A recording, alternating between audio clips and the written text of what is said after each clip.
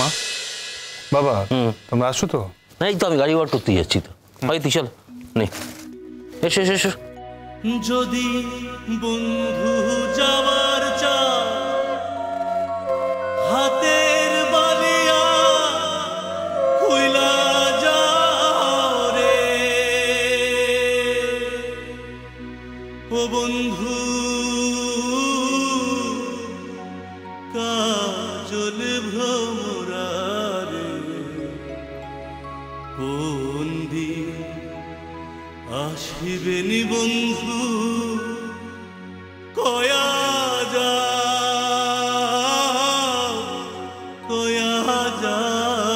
রে কোন দিন আসিবেনি বন্ধু কয়া যাও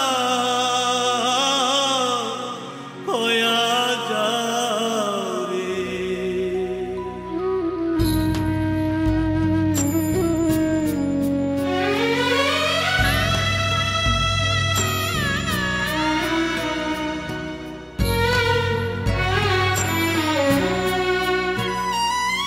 যদি বন্ধু যাবার চা ঘরের গামছা তুইয়া যাও রে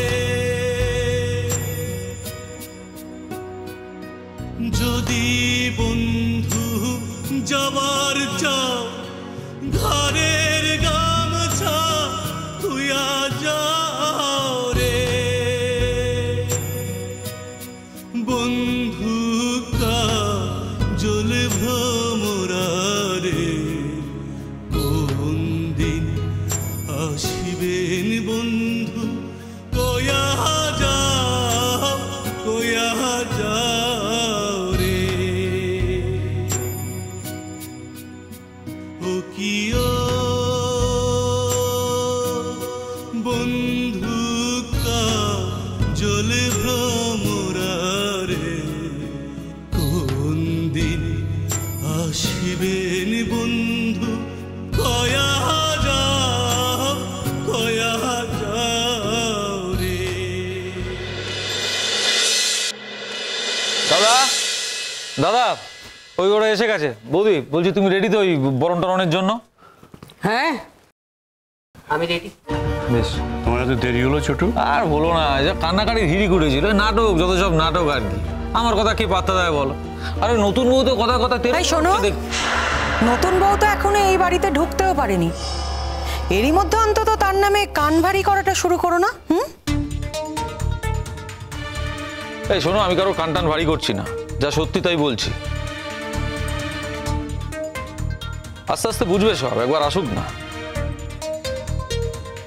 বড়দা অনেক মেয়ের তো বিয়ে দেখলাম, বুঝলে দাদা, এত টকেটিভ এত বাজে টাইপের একটা মেয়ে আপনার ভালো নাই লাগতে পারে ছোটকা, কিন্তু প্লিজ আমাদের মনটাকে বিষিয়ে দেবেন না।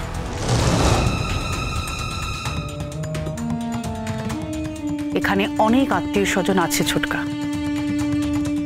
আর দেখুন মেয়েটাকে কিন্তু আমরা দেখেছি, আমাদের যথেষ্ট ভালো লেগেছে ওকে। ও সোজা কথা সোজা করে বলে, যেটা সবাই পারে না ছোটকা, আর সবার সহ্যও হয় না। শোনো, তোমাকে আমি আগেও বহুবার সাবধান করেছি, আবার তোমাকে সাবধান করছি। আমাদের পারিবারিক কথাবার্তা যখন হবে তার মধ্যে তুমি থাকবে না। কেন বাবা, আমি আপনাদের পরিবারের কেউ নই? এত মুখে মুখে কথা কেন বলো বলো তো? পরিবারে কেউ কি কেউ না সে বিচার পরে হবে। পরিবারের কেউ হলেও সবাই সব কথায় ঢুকতে পারে না। বড়দের কথায় ছোটদের ঢোকার নিয়ম নেই। আর কতদিন বর্দি, আর কতদিন আমাদের ছোট করে রাখবে বলো তো তোমরা?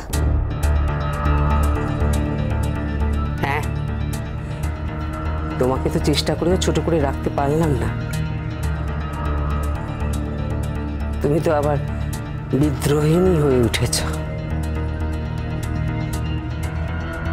এই বাড়িটাকে বিদ্রোহের আঁতুর ঘর বানাবে এবার মনে হচ্ছে। সে কি বড়দি, তুমি থাকতে আমি এই বাড়িটাকে বিদ্রোহের আঁতুর ঘর বানাবো? কি করে বলো তো? কারণ সব বিদ্রোহ তো তুমি আমার ঘুচিয়ে দেবে, ঠিক যেমন আগে সমস্ত বিদ্রোহ ঘুচিয়ে দিয়েছো তেমন। আচ্ছা বড়দি, আমি ঠিক বুঝতে পারছি না, তুমি কি আজকাল নিজের ক্ষমতার ওপর ঠিক ভরসা রাখতে পারছো না নাকি? মোহরকে ভয় পাচ্ছ তাই তো? ঠিক বুঝেছি, তুমি মোহরকে ভয় পাচ্ছ। যাকে ছাড়ো, এখন আর ওসব আলোচনা করে কি লাভ বলো? শ্রমণা, চলো।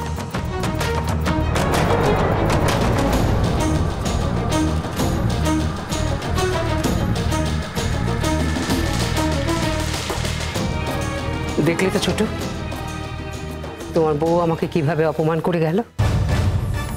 আমার বউ বলে আমাকে আলাদা করে দিও না বৌদি, তোমরা শাসন করো না। আমি কি কোনোদিন বারণ করেছি না প্রতিবাদ করেছি?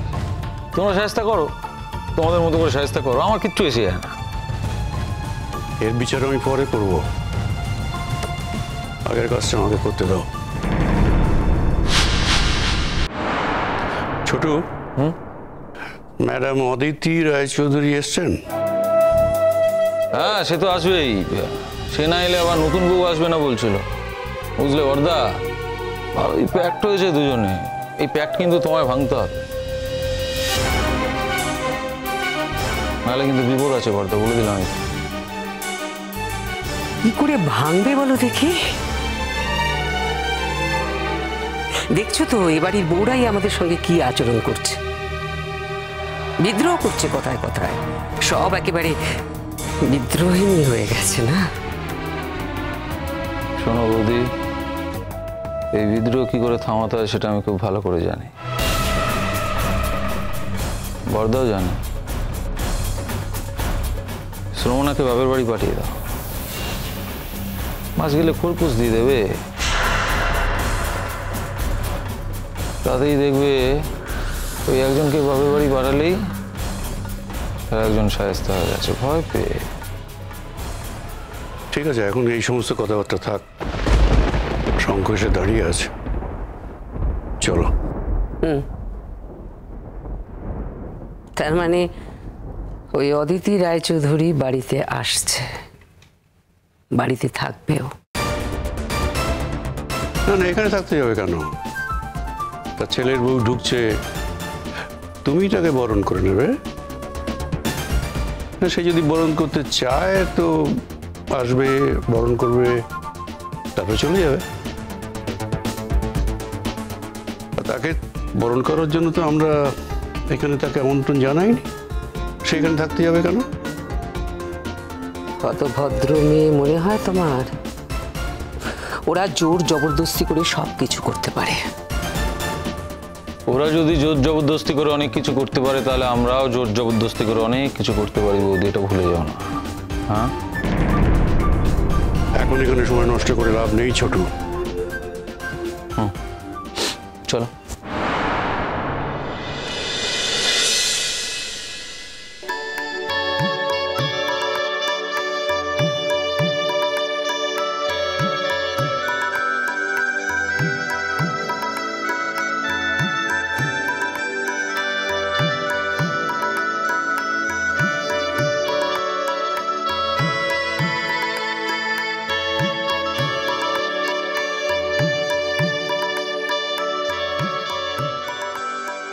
চলো, আরে ভেতরে যেতে হবে তো, আমরা তো ওখান থেকে বরণডাটা কিছু নিয়ে আসিনি তো। শ্রমণা বোধহয় ভেতরে সব কিছু সাজিয়ে রেখেছে, চলো ভেতরে চলো। শোনো না, বলছে আমাকে নিয়ে কোনো ঝঞ্ঝাট করো না, ছেলেটার বিয়ে হয়েছে তো, ওদের যেন শান্তি নষ্ট না হয়। অন্য পক্ষ যদি শান্তি নষ্ট করতে চায় তাহলে আমি কি করতে পারি? শান্তি নষ্ট হবে, আমার কিছু করার নেই। কিন্তু একজনকে ডেলিভারেটলি সবাই মিলে আক্রমণ করবে, অপমান করবে, সেটা কিন্তু আমি কিছুতেই মেনে নিতে পারবো না। সে সময় আমি অনেক আগে পেরিয়ে এসেছি, তোমার বিশ্বাস নাও হতে পারে, কিন্তু সময় যে পেরিয়ে এসেছি সে বিষয়ে আমার কিন্তু কোনো সংশয় নেই।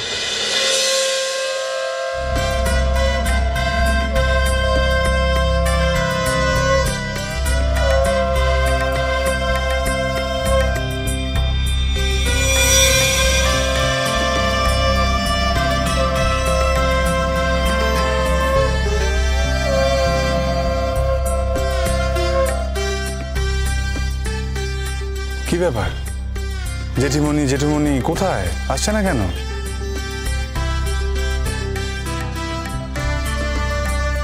এই তো এসে গেছি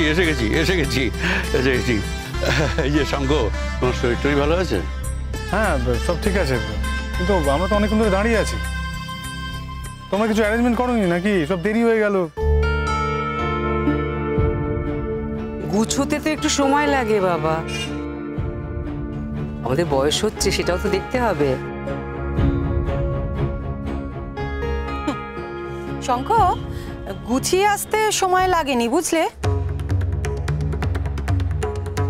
আসলে ভিতরে একটা গভীর আলোচনা সভা চলছিল,